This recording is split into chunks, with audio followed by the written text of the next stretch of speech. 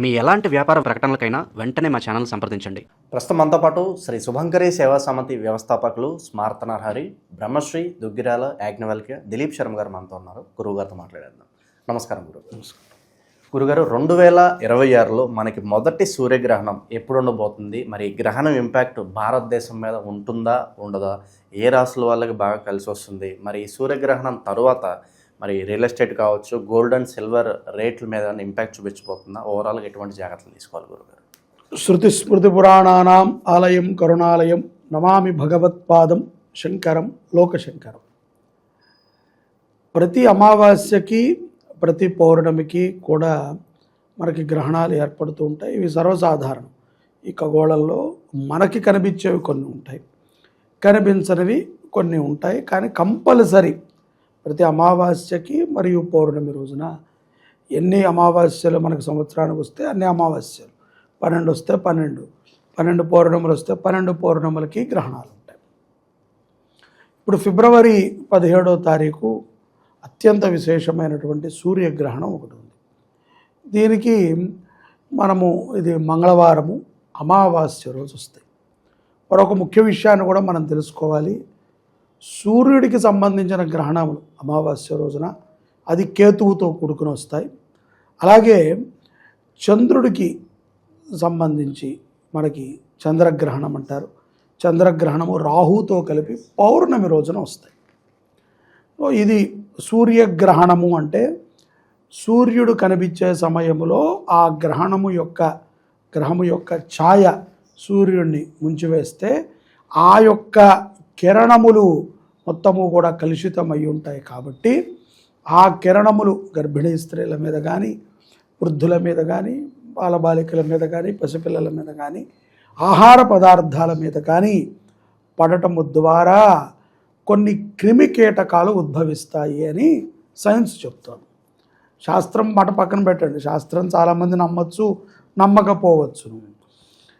శాస్త్రంలో కొన్ని నియమాలు ఉన్నాయి. ఎవరైతే బ్రాహ్మలు, దేవతార్చన చేసేవాళ్ళు, దేవుని నిత్యము కూడా మందిరాల్లో పూజలు చేసేటువంటి వాళ్ళు, సాధు సంతతులు, యజ్ఞోపవీత ధారణ చేసిన వాళ్ళు, మంత్రానుష్ఠానం ఉన్నటువంటి వాళ్ళు, ఆ సమయములో ఈ భూమండలాన్ని మొత్తము కూడా దేవతలు రక్షిస్తారు. కాబట్టి అప్పుడు దేవతారాధన చేయటం ద్వారా, మంత్రాలు జపం చేయటం ద్వారా చాలా విశేషమైనటువంటి ఫలితము, 1000 లక్షంతలు కోట్యంతల ఫలితం ఉంటుంది అని చెప్తారు.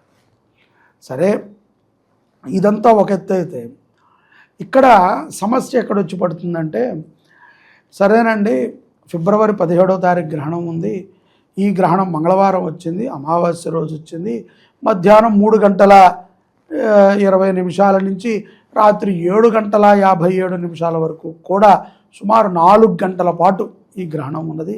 దీంట్లో భారతదేశంలో 6:30 వరకు సూర్యాస్తమయం ఉంటుంది. కాబట్టి దగ్గర 3 గంటల పాటు ఈ గ్రహణ ప్రభావాన్ని భారతదేశం పొందుతుందా అంటే కనుక, ఇది మనము ఖగోళ శాస్త్ర ప్రకారంగా చూస్తే కొన్ని దేశాలకి ఈ యొక్క గ్రహణం ఉంటుంది. ఇది ధనిష్టా నక్షత్రములో ఈ యొక్క గ్రహణము సంభవించింది. కాబట్టి కుంభరాశి వారు చాలా జాగ్రత్తగా ఉండాలి. అమావాస్య పూరితమైనటువంటి, అందులో ఏలినాటి శని, సో కొంచెం జాగ్రత్తగా ఉండటం మంచిది. ఇది ఏదో విదేశాలలో ఉన్నటువంటి వాళ్ళు, అరేబియన్ దేశంలో ఉన్నటువంటి వాళ్ళకి కనబడుతుంది. అక్కడ వాళ్ళు ఏం చేస్తారు అంటే కనుక, చాలామంది అక్కడ కూడా ఆ దేశస్తులు ఇలాంటి గ్రహణం టైంలో వాళ్ళు కూడా కొన్ని వాళ్ళ సాంప్రదాయాల ప్రకారంగా పాటించడం జరుగుతుంది. మనం తెలుగు వాళ్ళు కూడా ఇప్పుడు అనేక దేశాల్లో ఉంటున్నారు. అక్కడ ఎవరైనా గర్భం దాల్చిన వాళ్ళు ఇక్కడ తీసుకోవాల్సినటువంటి జాగ్రత్తలు, గర్భిణీ స్త్రీలు, వృద్ధులు చాలా జాగ్రత్త. మనకి ఇక్కడ భారతదేశంలో గ్రహణం ఇంపాక్ట్ అంతగా లేనప్పటికీ కూడా గర్భిణీ స్త్రీలు జాగ్రత్తలు తీసుకోవాల్సిందే అంటారా? ఎప్పుడైనా అండి, అమావాస్యకి పౌర్ణమికి ఈ యొక్క గ్రహ మార్పిడి జరిగేటువంటి ఉంటుంది. అందులో ఈ యొక్క పంచగ్రహ కూటమి ఏదైతే బుధ, బృహస్పతి, చంద్ర, అంగారకుడు, శుక్రుడితో విలీనమై సూర్యుడి దగ్గరికి వెళుతున్నారో, ఈ పంచగ్రహ కూటమి కూడా అదే రోజు ఉంది. ఇక్కడ విశేషం ఏమిట్రా అంటే, పంచగ్రహ కూటమి ప్రభావం చేత కానీ, ఐదర్ గ్రహణ ప్రభావం చేత కానీ గర్భం ఉన్న వాళ్ళకి అబార్షన్ అవ్వచ్చు. ఉద్యోగాలు స్థిరంగా చేసుకునేటువంటి వారికి సడన్గా ఉద్యోగంలో కోపం వచ్చి ఉద్యోగం మానేయచ్చు. లేకపోతే దీర్ఘకాలిక వ్యాధులు రావచ్చు. చాలామంది ఈ సమయంలో తెలిసి తెలియక ముహూర్తాలు పెట్టేసుకుని పిల్లల్ని కనేస్తారు. 17వ తారీఖు మా పెళ్లి రోజు అండి అనుకుంటారు, ఇంకొకళ్ళు ఏదో పుట్టినరోజు అనుకుని పెట్టేస్తారు. తీరా చూస్తే అది అమావాస్య అయినా పర్వాలేదు, కానీ పంచగ్రహ కూటమి ఉన్నటువంటి రోజు. సో ఈ రోజున గ్రహణము మనం పక్కన పెట్టినప్పటికీ అమావాస్య మంగళవారం. సో ఇవాళ సంతానయోగ్యమైనటువంటి రోజు కాదు. ఇదైతే మనం దృష్టిలో పెట్టుకోవాలి. పిల్లలని కనటానికి ఎవరైనా ఆపరేషన్ డేట్లు పెట్టుకుని ఉంటే దానిని పోస్ట్ పోన్ చేసుకుంటాం ఉత్తమం. లేకపోతే కనుక ఆర్టిజం పిల్లలు పుడతారు. పుట్టినటువంటి పిల్లల ద్వారా కుటుంబంలో కలహాలు ఎక్కువ ఏర్పడతాయి. ఎందుకంటే మనకి వేదము శాస్త్రము చెప్పేది ఏంటంటే, మనకి జీవితంలో ప్రధానమైనటువంటిది మనము ఎదగతంతో పాటు మన కుటుంబాన్ని కూడా ఎదుగుదల తీయటం. దాంట్లో వివాహం చేసుకుంటాము, సంతతిని వృద్ధి చేయటము. వృద్ధి చేసినటువంటి సంతతి కుటుంబానికి ఉపయోగపడటం. తర్వాత పిల్లలు పుట్టిన తర్వాత తల్లిదండ్రులు విడిపోయారండి, లేదు మా అబ్బాయి పుట్టడం వల్ల మాకు అవమానాలు అయినాయి, ఏవో ఇలాంటి చిల్లరి మాటలన్నీ వచ్చి అనవసరంగా ఏదో వాడేదో కనమన్నట్టు నువ్వు కని ఏదో వాడినే నువ్వు నిందిస్తూ ఉంటే అది మహాపాతకం అవుతుంది. అందుకని ఎవరైనా 17వ తారీఖు డేట్ పెట్టుకుని ఉంటే కనుక దానిని కొంచెం మనం పోస్ట్ పోన్ చేసుకుంటాం ఉత్తమం. అలాగే ఈ యొక్క యుద్ధ వాతావరణము కూడా ఎక్కడైనా సరే ఎవరికైనా క్రోధమైన తెలివితేటలు ఎప్పుడు వస్తాయి అంటే కనుక గ్రహాలు బాగోపోతే వస్తాయి. కాబట్టి క్రోధమైనటువంటి తెలివితేటలు యుద్ధ భూమిల్లో ఉంటాయి. ఈ యొక్క 17వ తారీఖు తర్వాత నుంచి జరుగుతాయి. అదే రోజు కరెక్ట్గా మీరు చెప్పారు కదా 3:30కే జరుగుతుంది అంటే జరగదు. ఈ ప్రభావము కొంతమంది మీద ఉంటుంది. ధనిష్ఠా నక్షత్ర జాతకులు యుద్ధంలో ఎవరైనా కనుక మెయిన్ పొజిషన్లో ఉంటే వాడు తీసుకునేటువంటి ఒక నిర్ణయం వలన కొంత యుద్ధ వాతావరణం పెరుగుతుంది. గురుగారు, ప్రత్యేకంగా ఈ గ్రహణం అనేది మనకి కుంభరాశిలో జరుగుతుంది కాబట్టి కుంభరాశి వాళ్ళకి ఏదైనా డేంజర్ జోన్ అంటారా? డేంజర్ జోన్ అంటే కనుక కొంచెం జాగ్రత్తగా ఉండాలండి. ఏలనాటి శని ప్రభావము కొంత వాళ్ళ మీద ఉంటుంది కాబట్టి కొంత అవి ఎఫెక్టబుల్గా చూపిస్తూ ఉంటాయి. కాబట్టి కొంత జాగ్రత్తగా ఉండాలి. ఇక్కడ చాలామందికి మేము ఎన్నోసార్లు చెప్తూ ఉంటాం. ఏమిట్రా అంటే కనుక మేము ఎక్కడికి వెళ్ళినా ఏ క్షేత్రానికి ఇంతవరకు తెలుగు రాష్ట్రాల్లో ఉన్నటువంటి అనేక మంది పండితులు కానీ గురువులు కానీ ఏదో వాళ్ళ యొక్క కార్యక్రమాలను చేసుకుంటూ ఉండొచ్చు. కానీ మేము ఇలాంటి గ్రహణం టైంలో గోశాలలో కార్యక్రమాలు పెట్టడం కానీ, అక్కడికి రండి చేయిస్తామని ప్రత్యక్షంగా రండి అని చెప్పడం కానీ, ఏదో డబ్బులు కట్టేయండి అక్కడికి వచ్చేయండి అన్నట్టుగా ఉండదు. అలాగే రేపు దీని తర్వాత మళ్ళీ మార్చిలో మనకి 3వ తారీఖు మనకి కనిపించే భారతదేశంలో కనిపించే సూర్యాస్తమయ చంద్రగ్రహణం ఉన్నది. అది చాలా విశేషం. చంద్రుడు ఉదయిస్తున్నప్పుడే గ్రహణముతో ఉదయిస్తున్నాడు. సో ఇది చాలా ప్రభావితంగా ఉంటుంది. సో ఆ సమయంలో కాశీలో కూడా కార్యక్రమాన్ని పెట్టాం. ఇలాగే ఈ యొక్క 17వ తారీఖు కూడా నక్షత్ర సర్పశాంతి అని ఒక కార్యక్రమాన్ని మా గోశాలలో పెట్టాం. సంపూర్ణ నవగ్రహ శాంతి ఆ రోజు ఉదయం గోశాలలో అక్కడ చెయ్యాలి అని అనుకున్నాం. కాబట్టి ఆసక్తి ఉన్నటువంటి వారు అక్కడ ఎవరు చేయరండి, అందరూ ఊనే చెప్తూ ఉంటారు తప్ప ఏదో లైవ్ పెట్టేస్తారు చూసుకోండి అని. కానీ ఎంతోమంది మన యొక్క వ్యూయర్స్ కానీ భక్తులు కానీ అక్కడికి వచ్చి మన కార్యక్రమాల్లో పాల్గొంటూ ఉంటారు. ఎంతోమంది సత్ఫలితాలను పొంది ఉంటారు. కాబట్టి అవకాశం ఉన్నటువంటి వారు దాన్ని సద్వినియోగపరుచుకుంటారు. ఈ యొక్క గ్రహణం ఏదైతే సూర్యగ్రహణం ఉన్నదో ఇది ధనుస్సు రాశి వారికి, అంటే ధనుర్రాశి అంటారు కదా, అటువంటి వారికి మనోధైర్యాన్ని పెంచుతుంది. ఈ గ్రహణం తర్వాత కొంత మనోధైర్యం పెరుగుతుంది, ఆర్థికంగా లాభం ఉంటుంది. అలాగే కొన్ని దూర ప్రయాణాలకి ఈ యొక్క ధనుసు రాశి జాతకులు ముందు చూపుతారు. వాడి దగ్గర డబ్బు కూడా ఉంటుంది కాబట్టి కొంత వాళ్ళు ఖర్చు పెట్టడానికి ఇష్టపడుతుంది. ఇంకా ఈ గ్రహణ ప్రభావం వల్ల కాస్త అడ్వాంటేజ్ అయ్యే రాశులు ఏంటి గురుగారు ధనుసు రాశితో పాటు? ఈ మేషరాశి వారికి కూడా ఉద్యోగంలో కొంచెం లాభాలను చూస్తారు. స్థానచలనం కూడా కలుగుతుంది. ఎట్లాగో ఏలినాటి శని స్థానచలనం చెయ్యాలి, అయినా కూడా గ్రహణ ప్రభావం చేత కొంచెం తొందరగా అవుతుంది. సుఖప్రాప్తి అంటే ఏదో శారీరకమైన సుఖం అనుకుంటారు, అది కాదు. ధనము, హోదా, పరపతి వీటిని కూడా వారు సంతృప్తిగా పొందగలుగుతారు. ఇక వృషభ రాశి వారికి అద్భుతమైనటువంటి లాభాలు జరుగుతాయి. ఇక్కడ ధనుస్సు రాశి వారు, మేషరాశి వారు, వృషభ రాశి వారు, కన్యా రాశి వారు, ఈ 4 రాశులు ఏవైతే కనుక ఉన్నాయో వీళ్ళు ఎటువంటి ఆరాధనని చెయ్యక్కర్లా. ఈ 17వ తారీఖు వచ్చేటువంటి సూర్యగ్రహణ ప్రభావం చేత ఏదీ చెయ్యక్కర్లేదు కాబట్టి పొగరగా ఉండాలని ఏదీ చెయ్యక్కర్లా. మీ ఇంట్లో మీ ఆరాధన మీరు చేసుకుని, ఒకవేళ ధనుస్సు, మేషము, వృషభము, కన్యా రాశిలో గర్భిణీ స్త్రీలు ఉంటే జాగ్రత్తగా ఉండాలి, తినకుండా ఉండటం మంచిది. దైవనామస్మరణ చేయండి. ఎవరైనా డెలివరీలు పెట్టుకుని ఉంటే 17వ తారీఖు దాన్ని పూర్తిగా క్యాన్సిల్ చేసుకుని 18వ తారీఖు పోస్ట్ పోన్ చేసుకోండి. ఎటువంటి పరిస్థితుల్లోనూ 17వ తారీఖు పిల్లల్ని కనటం మంచిది కాదు. ఇక్కడ అశుభ ఫలితాలు కొన్ని రాశుల వారికి ఉంటాయి, చెడు ఫలితాలు అవి కంపల్సరీ సగం అటు ఉంటాయి కదా. ఇక 12లో నుంచి 4 పోతే 8 రాశులు. ఈ 8 రాశుల్లో కూడా మనకి దగ్గర 4 రాశుల వారికి ఇబ్బంది. దీంట్లో అతి ముఖ్యముగా వృశ్చిక రాశి వారికి గృహముకి సంబంధించినటువంటి కొన్ని లావాదేవీలు తారుమారులు అవుతాయి.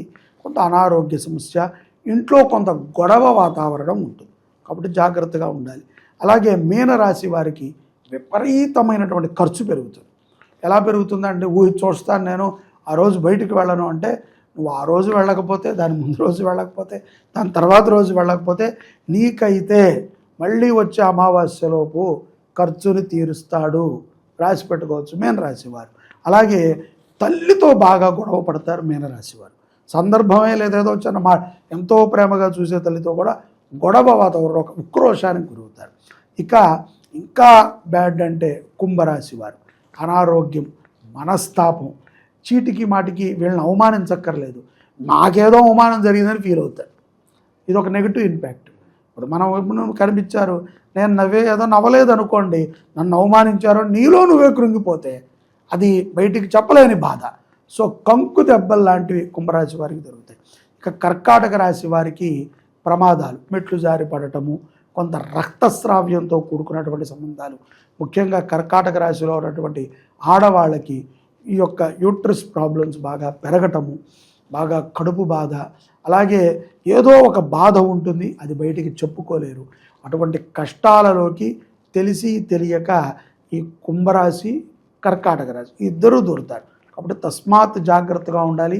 ఈ 4 రాశుల వారు, కుంభరాశి వారు, మీనరాశి వారు, వృశ్చిక రాశి వారు, కర్కాటక రాశి వారు, ఈ 4 రాశుల వారు కంపల్సరీ గోశాలలో జరిగేటువంటి నవగ్రహ శాంతిలో పాల్గొంటేనే మీ ప్రాణాలను మీరు కాపాడుకుని జీవనం చేసినట్టు. లేదంటారా, డెఫినెట్లీ తీరుతుంది సరదా. తర్వాత మనం ఏం చేయలేకపోయామే అని అనుకోవాలి. ఎందుకంటే గ్రహణం మనకి నేను చెప్పట్లా, ఇక్కడ పంచగ్రహ కూటమి ప్రభావం చేత ఇవన్నీ జరుగుతాయి. అలాగే మకర రాశి వారికి, సింహరాశి వారికి, అలాగే ఈ యొక్క మకర, సింహం, తుల రాశుల వారికి కొంచెం సామాన్యంగా ఉంటుంది. నాట్ ఫర్ బ్యాడ్, కొంచెం పర్వాలా. అంటే మరీ గుడ్ రాశుల్లాగా ధనుస్సు, మేషము, వృషభము, కన్యారాశి అంత కాకపోయినా మధ్యస్థంగా సాగిపోతుంది.